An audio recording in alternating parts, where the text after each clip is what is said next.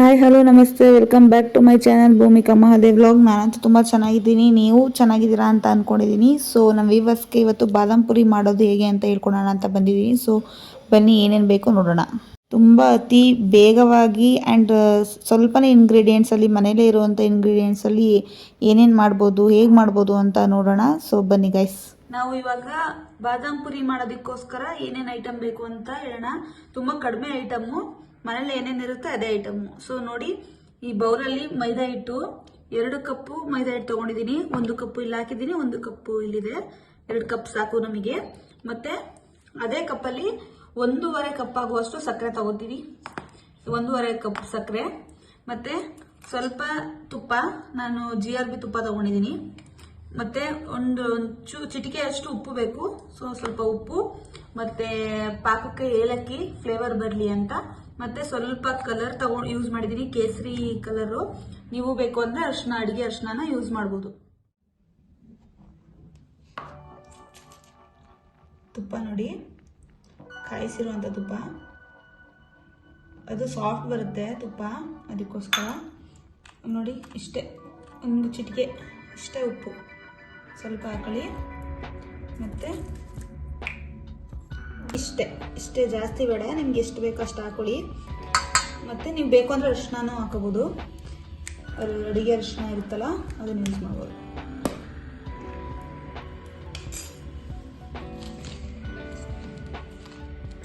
ಸ್ವಲ್ಪನೇ ಈ ಥರ ಕಲಿಸ್ಕೊತಾ ಇರಿ. ನಾನು ಇವಾಗ ಮಾಡಿರೋದು ಒಂದು 10 to 15 ಪೀಸಸ್ ಆಗುವಷ್ಟು ಆಗುತ್ತೆ. ನಿಮ್ಗೆ ಎಷ್ಟು ಬೇಕೋ ಅದನ್ನ ನೋಡ್ಕೊಳ್ಳಿ, ಇದೇ ಕ್ವಾಂಟಿಟಿಲಿ ಕಲಿಸ್ಕೊಳ್ಳಿ. ತುಂಬ ಸಾಫ್ಟ್ ಬರುತ್ತೆ ತುಪ್ಪ ಹಾಕಿದ್ರೆ. ಮತ್ತೆ ಇಷ್ಟು ತುಪ್ಪ ಎಲ್ಲ ಹಾಕಿ ಥರ ಮಿಕ್ಸ್ ಮಾಡ್ಕೊಂಡ್ಮೇಲೆ ಗಂಟು ಥರ ಇರ್ತಾರೆ, ಅದೆಲ್ಲ ಹೋದ್ಮೇಲೆ ಸ್ವಲ್ಪ ನೀರು ಹಾಕ್ಕೊಂಡು ಮಾಮೂಲಿ ನೀವು ಹಿಟ್ಟು ಕಲಿಸ್ತಿರಲ್ಲ ಅದೇ ಥರ ಕಲಿಸ್ಕೊಳ್ಳಿ. ತುಂಬ ಸಾಫ್ಟಾಗಿ ಕಲಿಸ್ಕೊಳ್ಳಿ, ಅಷ್ಟು ಚಪಾತಿ ಇರ್ತಾರೆ. ಅವಾಗವಾಗ ಎಷ್ಟು ಬೇಕಷ್ಟು ನೀರು ಹಾಕೊಂಡು ಮಾಡಿ. ತುಂಬ ನೀರು ಹಾಕಿದ್ರು ತುಂಬ ತೆಳುವಾಗ್ಬಿಡುತ್ತೆ, ಮತ್ತು ನೀರು ಹಾಕಿಲ್ಲ ಅಂದ್ರೂ ಗಟ್ಟಿ ಆಗಿಬಿಡುತ್ತೆ. ನೋಡಿ ಹೆಂಗಿರುತ್ತೆ, ಅದನ್ನು ನೋಡಿಕೊಂಡು ಮಿಕ್ಸ್ ಮಾಡ್ಕೊಳ್ಳಿ. ನೋಡಿ ಈ ಥರ ಹದವಾಗಿ ಸಾಫ್ಟಾಗಿ ಕಲಿಸ್ಕೊಳ್ಳಿ, ಚೆನ್ನಾಗಿರುತ್ತೆ. ಆವಾಗ ಈ ಥರ ಎಲ್ಲ ನೀಟಾಗಿ ಸಾಫ್ಟಾಗಿ ಬಂದಮೇಲೆ ಗೊತ್ತಾಗುತ್ತೆ ನಿಮಗೆ ಎಷ್ಟು ಸಾಫ್ಟ್ ಇದ್ದರೆ ಎಷ್ಟು ಚೆನ್ನಾಗಿ ಬರುತ್ತೆ ಅಂತ. ಇದನ್ನ ಒಂದು 10 ನಿಮಿಷ ಮುಚ್ಚಿಡೋಣ. ಅಲ್ಲಿ ತನಕ ಸ್ವಲ್ಪ ಮೆದು ಆಗಲಿ ಅಲ್ಲ. ಇದು ಮೆದು ಆಗುವಷ್ಟರಲ್ಲಿ ನಾವು ಹೋಗಿ ಸಕ್ಕರೆ ಪಾಕ ರೆಡಿ ಮಾಡ್ಕೊಳ್ಳೋಣ. ಬನ್ನಿ ನೋಡಿ, ಇಷ್ಟಾಗಿರುತ್ತೆ. ಇದನ್ನು ಮುಚ್ಚಿಟ್ಕೊಳ್ಳೋಣ ಬನ್ನಿ ಗೈಸ್. ನೋಡಿ, ನಾನು ಯಾವ ಕಪ್ಪಲ್ಲಿ ಮೈದಾ ಹಿಟ್ಟು ತೊಗೊಂಡಿದ್ನೋ ಅದೇ ಕಪ್ಪಲ್ಲಿ ಸಕ್ಕರೆನ ತೊಗೊಂಡಿದ್ದೀನಿ. ಸ್ವೀಟ್ ತಿನ್ನೋರು 1-2 ಕಪ್ ಅಷ್ಟು ಸಕ್ಕರೆ ತೊಗೊಳ್ಳಿ. ನಾವು ನಮ್ಮ ಮನೇಲಿ ಸ್ವೀಟ್ ಜಾಸ್ತಿ ಇದೀನಲ್ಲ, ಅದಕ್ಕೆ 1.5 ಕಪ್ ತೊಗೊಂಡಿದ್ದೀನಿ. ಮತ್ತು ನಾನು 2 ಕಪ್ ಏನಾದರೂ ಸಕ್ಕರೆ ಹಾಕಿದರೆ 1.5 ಕಪ್ಪಷ್ಟು ಬೌಲಲ್ಲಿ ನೀರು ಹಾಕಿ, ನಾನು 1.5 ಸಕ್ಕರೆ ಹಾಕಿರೋದ್ರಿಂದ ನಾನು ಒಂದು ಅಥವಾ 1.25 ಸ್ವಲ್ಪ ಅಷ್ಟು ಸಕ್ಕರೆ ನೀರು ಹಾಕ್ತಾಯಿದ್ದೀನಿ. ತುಂಬ ಗಟ್ಟಿನೂ ಆಗಬಾರ್ದು ಪಾಕ, ತುಂಬ ತೆಳುವೂ ಆಗಬಾರ್ದು, ಒಂದೆಡೆ ಪಾಕ ಥರ ಮಾಡ್ಕೊಳ್ಳಿ. ತುಂಬ ಗಟ್ಟಿ ಆಗಿಬಿಟ್ರೆ ಚೆನ್ನಾಗಿರಲ್ಲ ಅದು, ಮತ್ತು ತೆಳುವಾಗ್ಬಿಟ್ರು ನೀಟಾಗಿ ಬರಲ್ಲ. ಅದಕ್ಕೆ ನೋಡಿ ಈ ಥರ ಮಾಡ್ತಾ ಇದ್ದೀವಿ. ಅದು ಮೆದು ಆಗುವಷ್ಟರಲ್ಲಿ ನಾವು ಕಲ್ಸಿರೋ ಇಟ್ಟು ಪಾಕ ರೆಡಿಯಾಗಿ ಹೋಗುತ್ತೆ. ಸೊ ನಮಗೆ ಎಲ್ಲ ಬೇಗನೆ ಆಗೋಗುತ್ತೆ. ನೋಡಿ ಈ ಥರ ಹಾಕ್ತಾಯಿದ್ದೀವಿ. ನೋಡಿ ಅದು ಸ್ವಲ್ಪ ಈ ಥರ ಎಲ್ಲ ನೀರು ಥರ ಆಗಿ ಇವಾಗ ಸ್ವಲ್ಪ ಏಲಕ್ಕಿ ಪುಡಿ ಹಾಕಿ, ನಾನು 3 ಹಾಕಿ ತೋರಿಸಿದ್ನಲ್ಲ, 3-4 ಬೇಕಷ್ಟು ಫ್ಲೇವರಿಗೆ ಹಾಕಿ ತುಂಬ ಚೆನ್ನಾಗಿರುತ್ತೆ. ಪಾಕಕ್ಕೆ ಹಾಕಿದ್ರೆ ಚೆನ್ನಾಗಿ ಹಿಡಿಯುತ್ತೆ ಸಕ್ಕರೆ ಪಾಕದೊಳಗಡೆ. ಕೆಲವರು ಪುಡಿ ಮಾಡಿಕೊಂಡು ಹಿಟ್ಟು ಜೊತೆನೇ ಹಾಕ್ತಾರೆ, ನಾನು ಪಾಕದ ಜೊತೆಗೆ ಹಾಕ್ತಾಯಿದ್ದೀನಿ.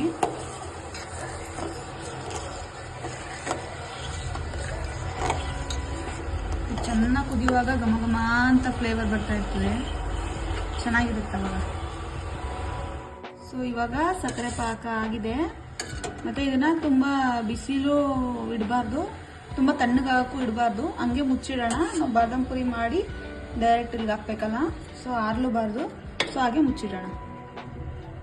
ಸೊ ನೋಡಿ ಪಾಕ ಮಾಡುವಷ್ಟರಲ್ಲಿ ತುಂಬಾ ಸಾಫ್ಟಾಗಿದೆ. ಇವಾಗ ಲಟ್ಟಿಸ್ಕೊಳ್ಳೋಣ ಬನ್ನಿ. ಫಸ್ಟು ಇದನ್ನೆಲ್ಲ ಉಂಡೆ ಮಾಡಿ ಇಟ್ಕೊಬಿಡೋಣ.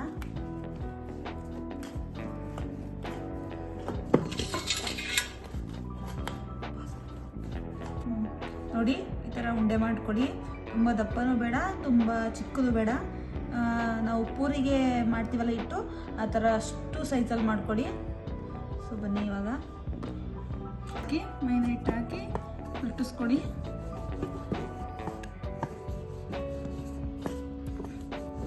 ಸಾಫ್ಟಾಗಿ ಬರುತ್ತೆ.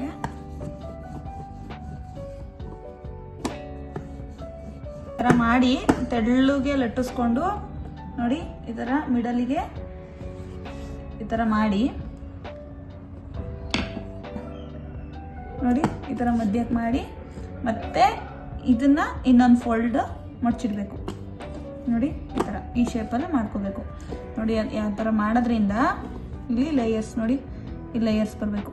ಈ ಥರ ಲೇಯರ್ಸ್ ಬಂದರೆ ಇದು ನೋಡಿ ಈ ಕಡೆ ಮಡ್ಜು ಈ ಕಡೆ ಎಡ್ಜು ಹಿಂಗೆ ಮಾಡ್ಕೊಡಿ. ಇಟ್ಟು ಮೇಲೆ ಸುಮ್ಮನೆ ಹಿಂಗೆ ಲಟ್ಟಿಸ್ಕೊಡಿ.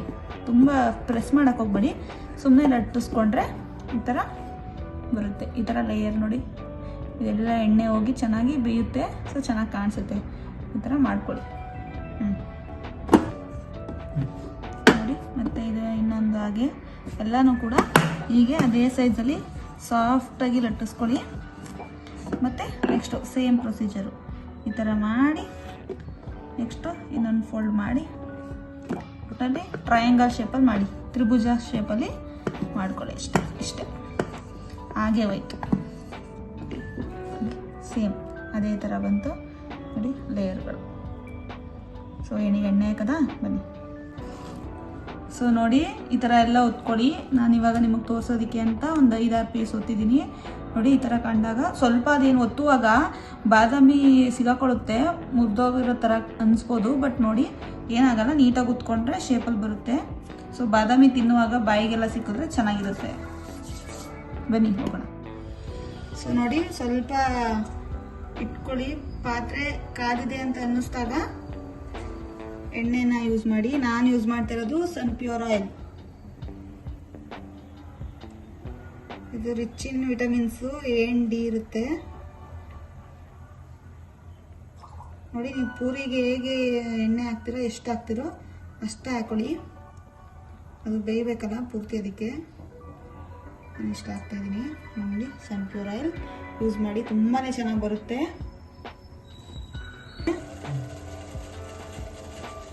ಸ್ವಲ್ಪ ಕಾದಿದೆ, ಇವಾಗ ಒಂದೊಂದಾಗೆ ಹಾಕೊಳ್ಳೋಣ. ನೋಡಿ ನಿಧಾನಕ್ಕೆ ಹಾಕಿ ಕೈಯೆಲ್ಲ ಎಣ್ಣೆ ಆಗೋ ಮಾಡ್ಕೊಳ್ಳಿ. ನೋಡಿ ಈ ಥರ ಬೇಯ್ತಾ ಇರುತ್ತೆ. ಚೆನ್ನಾಗಿ ಬೇಯಿಸ್ಕೊಳ್ಳಿ. ಆ ಕಡೆಯಿಂದ ಈ ಕಡೆಗೆ ತಿರುಗಿಸಿ ಬೇಯಿಸ್ಕೊಳ್ಳಿ.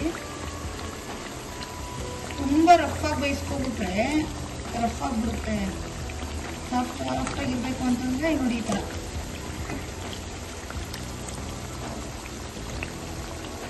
ಸ್ವಲ್ಪ ಕಲರ್ ಚೇಂಜ್ ಆಗುತ್ತೆ. ಆವಾಗ ತೆಗೆದುಕೊಳ್ಬೇಕಷ್ಟೆ. ಗೊತ್ತಿರುತ್ತೆ ಎಲ್ಲರೂ ಪೂರಿ ಮಾಡ್ತಿರ್ತೀವಲ್ಲ.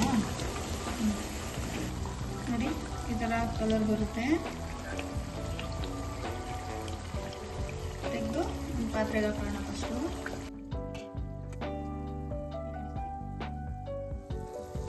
ಈಗ ಬೆಂದಿರೋದನ್ನ ಸಕ್ಕರೆ ಪಾಕದೊಳಗಡೆ ಹಾಕೋಣ.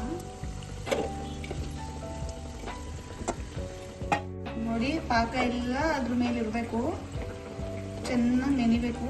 ಏನಿಲ್ಲ, ಒಂದು 2 ನಿಮಿಷ ನೆನೆದ್ರೆ ಸಾಕು. ಒಳಗಡೆ ಎಲ್ಲ ಇರೋ ಲೇಯರ್ ಒಳಗಡೆ ಎಲ್ಲ ಹೋಗ್ಬೇಕಲ್ಲ, ಅದಕ್ಕೋಸ್ಕರ ಹೋದರೆ ಸಾಕು ಅಷ್ಟೆ, ಚೆನ್ನಾಗಾಗುತ್ತೆ. ಮುಗ್ದೆ ಹೋಯ್ತು. ಎಣ್ಣೆಗೆ ಹಾಕಿ ಪಾಕಕ್ಕೆ ಹಾಕಿ ಒಂದು 2-3 ನಿಮಿಷ ಇಟ್ಟರೆ ಪಾಕದಲ್ಲಿ ತುಂಬ ಚೆನ್ನಾಗಿ ಪಾಕ ಹಿಡ್ಕೊಳ್ಳುತ್ತೆ. ಮತ್ತು ನೋಡಿ ನೀವು ಪಾಕ ಹೇಗೆ ಮಾಡ್ತೀರಾ ಅನ್ನೋದ್ರ ಮೇಲೆ ಸ್ವೀಟ್ ನಿಂತಿರುತ್ತೆ. ತೆಳು ಪಾಕ ನಿಂತ್ಕೊಬಿಟ್ರೆ ಚೆನ್ನಾಗಿರಲ್ಲ, ಸ್ವೀಟು ಬರೋಲ್ಲ. ಗಟ್ಟಿ ಪಾಕ ಮಾಡ್ಕೊಬಿಟ್ರೆ ಪಾಕ ಖಾಲಿ ಆಗಿಬಿಡುತ್ತೆ, ಒಂದಕ್ಕೊಂದು ಅಡ್ಜಸ್ಟ್ ಆಗಲ್ಲ. ಸೊ ನೋಡಿ ಈ ಥರ ಮಾಡಿಕೊಂಡ್ರೆ ಎಷ್ಟು ತೆಳುವಾಗಿ ಬಂದಿದೆ ಅಂದರೆ ನೋಡಿ ಇಲ್ಲಿ ಲೇಯರ್ ಎಷ್ಟು ನೀಟಾಗಿ ಕಾಣಿಸ್ತೈತೆ ಅಂತ. ನೋಡಿ ಎಲ್ಲ ಹೋಗಿರುತ್ತೆ ಪಾಕ, ತುಂಬ ಚೆನ್ನಾಗಿರುತ್ತೆ. ಇದ್ರ ಮೇಲೆ ನೀವು ಕೊಬ್ಬರಿ ಬೇಕು ಅಂದರೆ ಕೊಬ್ಬರಿ, ನಮ್ಮನೇಲಿ ಕೊಬ್ಬರಿ ನಾವು ಯೂಸ್ ಮಾಡಲ್ಲ ಜಾಸ್ತಿ ತಿನ್ನೋದಕ್ಕೆ, ಅದಕ್ಕೆ ನಾವು ಕೊಬ್ಬರಿ ಹಾಕ್ತಾಯಿಲ್ಲ. ತುಂಬ ಚೆನ್ನಾಗಿರುತ್ತೆ ಕೊಬ್ಬರಿ ಹಾಕಿದ್ರೆ, ಸೊ ಕೊಬ್ಬರಿನ ಹಾಕ್ಕೊಳ್ಳಿ.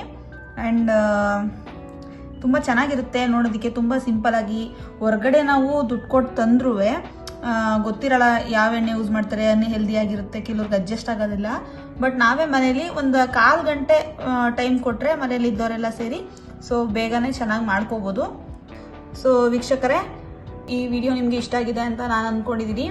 ವಿಡಿಯೋ ಇಷ್ಟ ಆಗಿದ್ದರೆ ಲೈಕ್ ಮಾಡಿ, ಶೇರ್ ಮಾಡಿ, ಕಮೆಂಟ್ ಮಾಡಿ. ಆ್ಯಂಡ್ ನನ್ನ ಚಾನಲ್ ಭೂಮಿಕಾ ಮಹಾದೇವ್ ಚಾನಲ್ನ ಸಬ್ಸ್ಕ್ರೈಬ್ ಮಾಡಿ.